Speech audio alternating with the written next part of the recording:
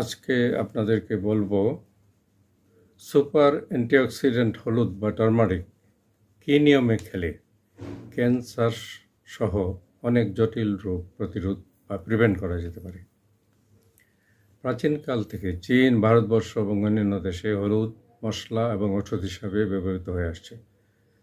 হলুদের গুণাবলীর জন্য বর্তমানে পাশ্চাত্যের অনেক মেডিকেল কলেজে গবেষণা চলছে। তাহলে আমরা দেখি হলুদের কী গুণাবলী আছে। হলুদ একটা প্ল্যান্ট বেস বা হার্বাল প্রোডাক্ট যা মশলা হিসেবে রান্নায় ব্যবহৃত হয়। হলুদের মধ্যে পলিফেনল বা কারকিউমিন নামে একটা এলিমেন্ট আছে যা অ্যান্টিঅক্সিডেন্ট এবং অ্যান্টি ইনফ্ল্যামেটরি ড্রাগ হিসাবে কাজ করে। তাহলে জেনে নেই অ্যান্টিঅক্সিডেন্ট কী এবং হলুদ কেন সুপার অ্যান্টিঅক্সিডেন্ট হিসাবে কাজ করে। অ্যান্টিঅক্সিডেন্টের কাজ হলো শরীরে ফ্রি রেডিক্যালস অর্থাৎ পলিউশন, সানলাইট, ড্যামেজ, ভেজাল খাদ্য পানীয় এবং ড্রাগের টক্সিসিটিকে নিউট্রালাইজ করে সেল ড্যামেজ থেকে শরীরকে বাঁচায়, যার ফলে ক্যান্সার, হৃদরোগ সহ অনেক জটিল রোগ প্রিভেন্ট করতে পারে।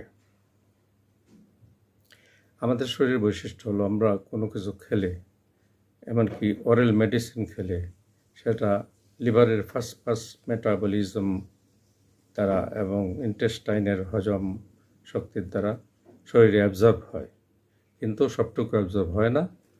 কিছু অংশ অ্যাবজর্ব হয়, বাকিটা মলমূত্রের দ্বারা শরীরের বাইরে চলে যায়। যেটুকু অ্যাবজর্ব হয় সেটাকে আমরা বায়ো অ্যাভেলেবিলিটি বলি। অন্যান্য খাবারের মতো হলুদেরও বায়ো অ্যাভেলেবিলিটি খুবই কম, যার জন্য জন হপকিন্স মেডিসিন বলছে হলুদের সঙ্গে সামান্য গোলমরিচের গোড়া মিশিয়ে খেলে, ব্ল্যাক পেপার গোড়া মিশিয়ে খেলে হলুদের বায়ো অ্যাভেলেবিলিটি 2000% বা 20 গুণ বেড়ে যায়। অন্য কোনো অ্যান্টিঅক্সিডেন্ট খাবারের বেলা এটা হয় না। বায়ো অ্যাভেলেবিলিটি 20 গুণ বেড়ে গেলে স্বভাবতই কার্যক্ষমতাও সেরকম হয়, তাই হলুদকে সুপার অ্যান্টিঅক্সিডেন্ট বললে অত্যুক্তি হবে না।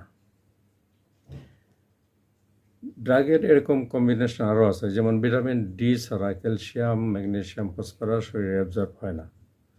ভিটামিন সি ছাড়া ফলিক অ্যাসিড, আয়রন শরীরে অ্যাবজর্ব হয় না। হলুদের বেলাও তাই।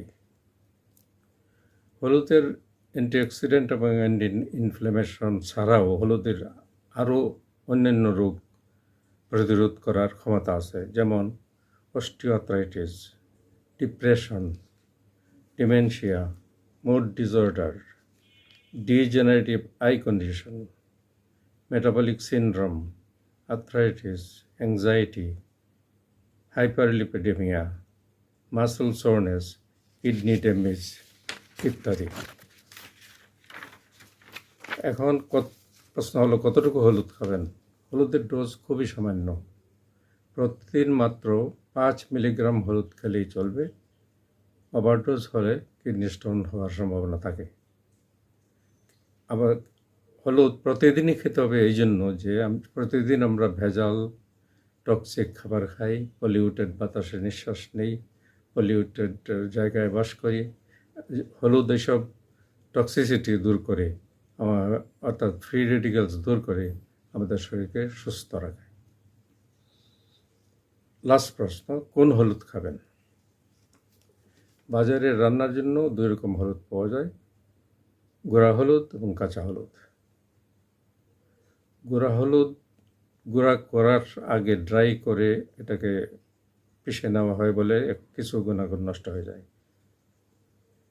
আবার সাপ্লিমেন্ট হিসাবে কিছু গুঁড়া হলুদ পাওয়া যায়, সেটা ফার্মেসি কোম্পানিগুলি করে থাকে বা যে কোনো কোম্পানি করে থাকে। সেটার মধ্যে কনসেন্ট্রেশন বেশি থাকতে পারে, এই জন্য ওভারডোজ হওয়ার সম্ভাবনা থাকে। এই জন্য সবচেয়ে উত্তম হলো অর্গানিক কাঁচা হলুদের সঙ্গে গোলমরিচ মিশিয়ে খাওয়া। অর্গানিক না হলেও চলবে, যে কোনো কাঁচা হলুদকে স্মাশ করে এটার সঙ্গে গোলমরিচ খেলে এটা উপকারিতা বেশি হবে। গোলমরিচের পরিমাণ কিন্তু বেশি না, 5 গ্রাম হলুদের সঙ্গে 1 গ্রাম হলুদ বা 1 চিমটি গোলমরিচ মিশিয়ে খেলেই যথেষ্ট। অনেকে দুধের সঙ্গে, চায়ের সঙ্গে হলুদ খায়, আবার হলুদের পানি খেয়ে রাত্রে ঘুমায়।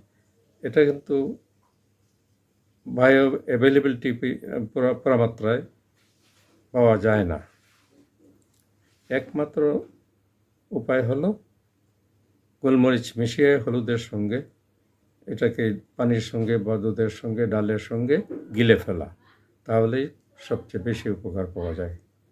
আজকে পর্যন্তই। হলুদ খান, সুস্থ থাকুন, দীর্ঘায়ু হন। ধন্যবাদ।